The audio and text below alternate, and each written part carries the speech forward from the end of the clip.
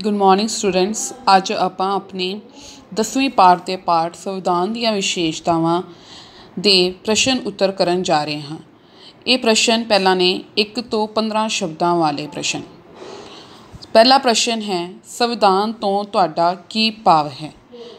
उत्तर, संविधान वो कानूनी दस्तावेज हुंदा है जिस अनुसार देश का शासन प्रबंध चलाया जाता है।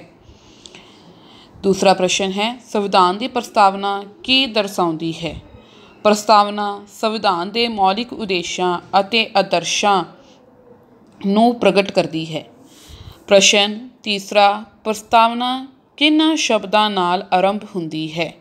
प्रस्तावना असी भारत के लोग भारत नूं एक संपूर्ण प्रभुसत्ता संपन्न समाजवादी धर्मनिरपेख ਅਤੇ लोकतंत्री गणराज घोषित करते हाँ तो शुरू होंदी है। भारतीय संविधान की एक विशेषता दसो।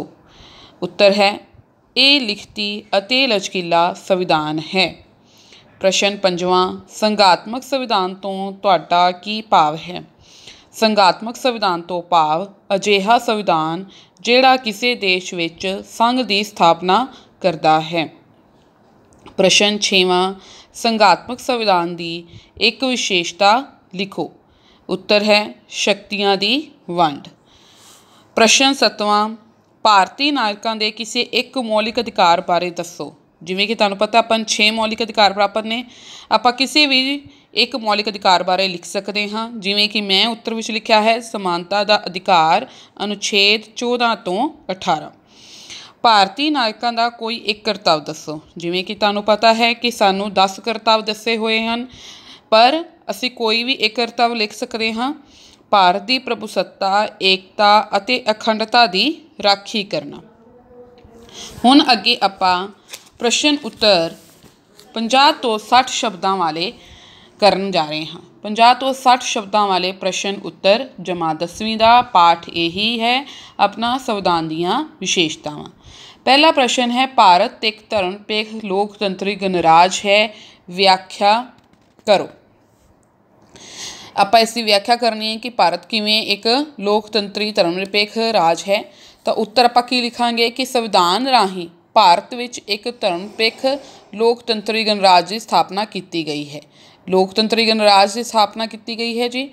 धर्मनिरपेख तो भाव है कि भारत में सब धर्मां की समानता अते सुतंत्रता है। सारे ही धर्म साडे भारत विच की ने सारे समान समझे जाते हैं ते सुतंत्र हैं।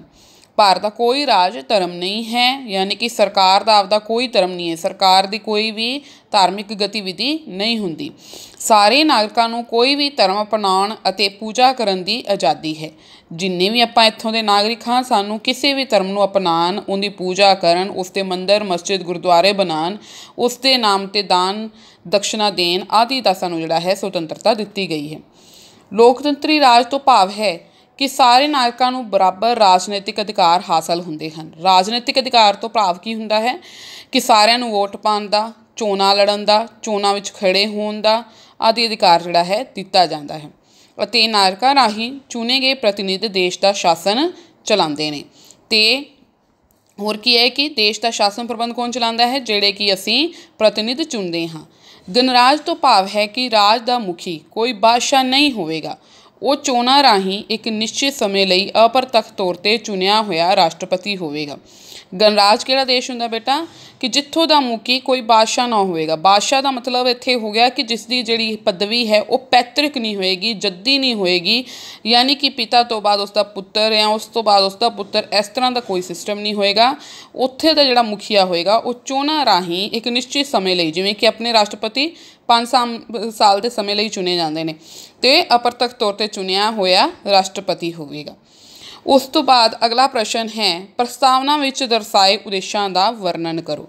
भारत एक प्रभुसत्ता संपन्न समाजवादी धर्मनिरपेख लोकतंत्री गणराज होवेगा।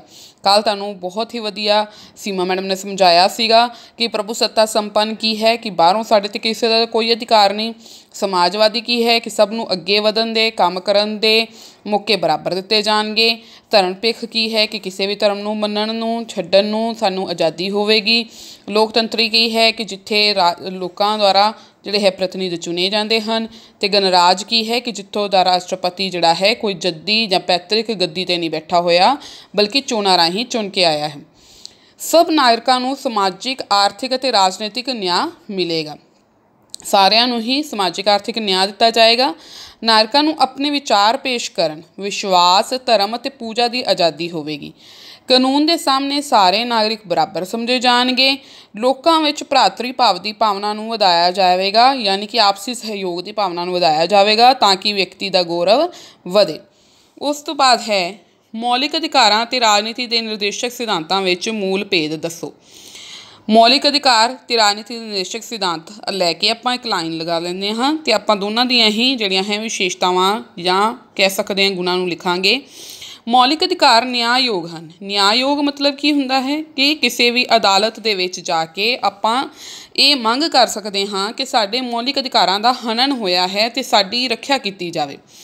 ਰਾਜਨੀਤੀ ਦੇ ਨਿਰਦੇਸ਼ਕ ਸਿਧਾਂਤ ਨਿਆਂਯੋਗ ਨਹੀਂ ਹਨ, ਯਾਨੀ ਕਿ ਅਸੀਂ ਕਿਸੇ ਵੀ ਅਦਾਲਤ 'ਚ ਜਾ ਕੇ ਇਹ ਨਹੀਂ ਕਹਿ ਸਕਦੇ ਕਿ ਸਾਡੀ ਰਾਜ ਸਰਕਾਰ ਨੇ ਇਸ ਤਰ੍ਹਾਂ ਦੇ ਰਾਜਨੀਤਿਕ ਨਿਰਦੇਸ਼ਕ ਸਿਧਾਂਤ ਸਾਡੇ ਨਹੀਂ ਲਗਾਏ। ਮਤਲਬ ਇਹ ਨਿਰਦੇਸ਼ਕ ਸਿਧਾਂਤ ਇਹੋ ਜਿਹੇ ਨੇ ਕਿ ਰਾਜਾ ਨੇ ਖੁਦ ਹੀ ਇਹਨਾਂ ਦੇ ਉੱਤੇ ਅਮਲ ਕਰਨਾ ਹੁੰਦਾ ਹੈ। ਉਸ ਤੋਂ ਬਾਅਦ ਹੈ ਮੌਲਿਕ ਅਧਿਕਾਰ ਨਕਾਰਾਤਮਕ ਹਨ। ਨਕਾਰਾਤਮਕ ਦਾ ਭਾਵ ਹੈ ਕਿ ਕੁਝ ਮੌਲਿਕ ਅਧਿਕਾਰ ਇਸ ਤਰ੍ਹਾਂ ਦੇ ਹਨ ਜਿਨ੍ਹਾਂ ਦੇ ਵਿੱਚ ਨਾਵਾਚਕ ਵਰਤੋਂ ਕੀਤੀ ਗਈ ਹੈ, ਯਾਨੀ ਕਿ ਜਿਹੜੇ ਕੰਮ ਕਰਨ ਤੋਂ ਮਨਾਹੀ ਕੀਤੀ ਗਈ ਹੈ, ਜਿਵੇਂ ਕਿ ਭੇਦਭਾਵ ਦੀ ਮਨਾਹੀ ਹੋ ਗਈ। ਜੇ ਅਸੀਂ ਭਾਰਤ ਦੇ ਕਿਸੇ ਵੀ ਖੇਤਰ ਵਿੱਚ ਘੁੰਮਣਾ ਹੈ ਤਾਂ ਕੁਝ ਇਹੋ ਜਿਹੇ ਸੈਂਸਿਟਿਵ ਖੇਤਰ ਨੇ ਜਿੱਥੇ ਸਾਨੂੰ ਸਰਕਾਰ ਦੀ ਆਗਿਆ ਲੈਣੀ ਪੈਂਦੀ ਹੈ, ਤਾਂ ਇਸ ਦੇ ਵਿੱਚ ਨਕਾਰਾਤਮਕਤਾ ਝਲਕਦੀ ਹੈ। ਨਿਰਦੇਸ਼ਕ ਸਿਧਾਂਤ ਸਕਾਰਾਤਮਕ ਹਨ।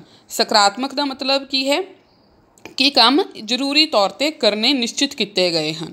ਮੌਲਿਕ ਅਧਿਕਾਰ ਦੇਸ਼ ਵਿੱਚ ਰਾਜਨੀਤਿਕ ਲੋਕਤੰਤਰ ਸਥਾਪਿਤ ਕਰਦੇ ਹਨ। ਰਾਜਨੀਤਿਕ ਲੋਕਤੰਤਰ ਯਾਨੀ ਕਿ ਵੋਟਾਂ ਦਾ ਹੋਣਾ, ਚੋਣਾਂ ਦਾ ਹੋਣਾ, ਵੋਟ ਪਾਉਣ ਦਾ ਅਧਿਕਾਰ ਹੋਣਾ, ਚੋਣ ਲੜਨ ਦਾ ਅਧਿਕਾਰ ਹੋਣਾ, ਇਸ ਤਰ੍ਹਾਂ ਦੇ।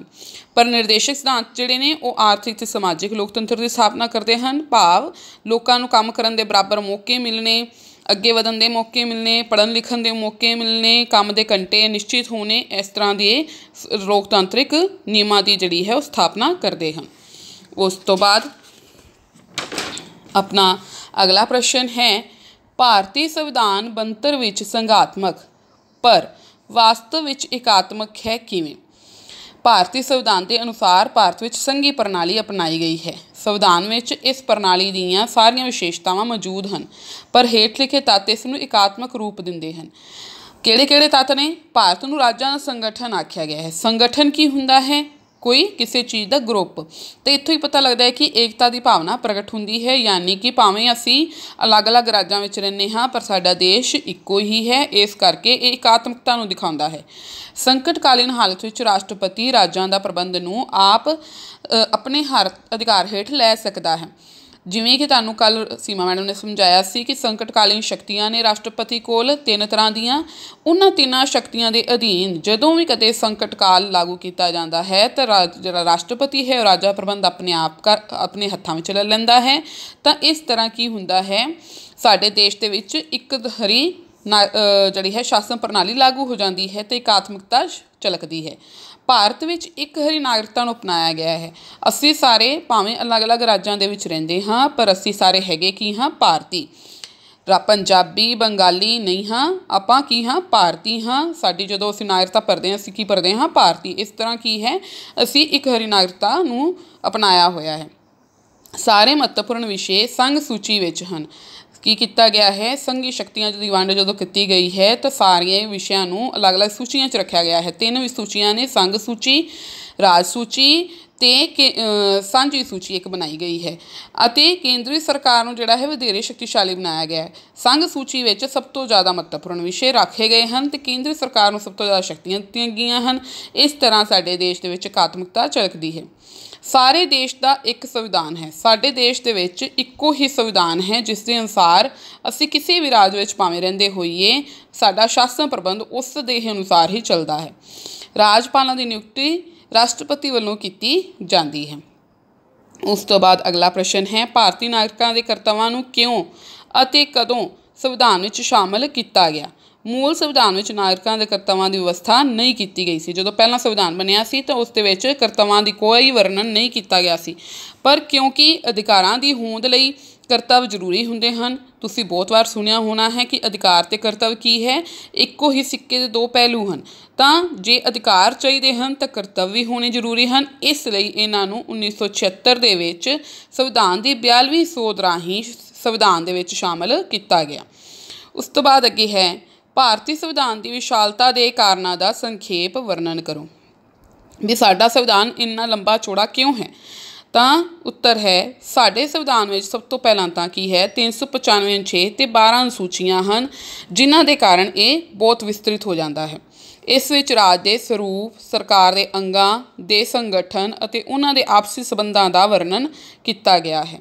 ਇਸ ਵਿੱਚ ਨਾਗਰਿਕਾਂ ਦੇ ਮੌਲਿਕ ਅਧਿਕਾਰਾਂ ਦਾ ਵਿਸਤਾਰਪੂਰਵਕ ਵਰਣਨ ਹੈ। 42ਵੀਂ ਸੋਧ ਦੁਆਰਾ ਵਿਸਤ੍ਰਿਤ ਨਾਗਰਿਕਾਂ ਦੇ ਕਰਤੱਵ ਵੀ ਜੋੜੇ ਗਏ ਹਨ।